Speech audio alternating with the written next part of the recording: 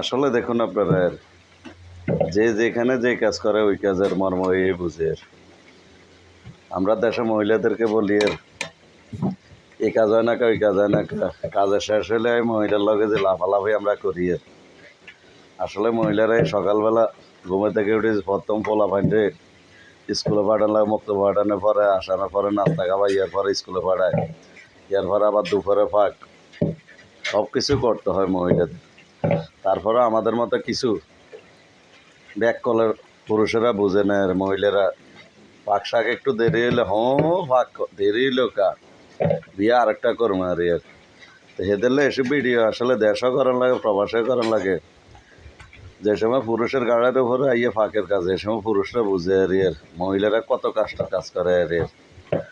আসলে সবাই দয়া করে সবার কাছে অনুরোধ, ঘরের বউ লগে কেউ রাগারাগি করেন না।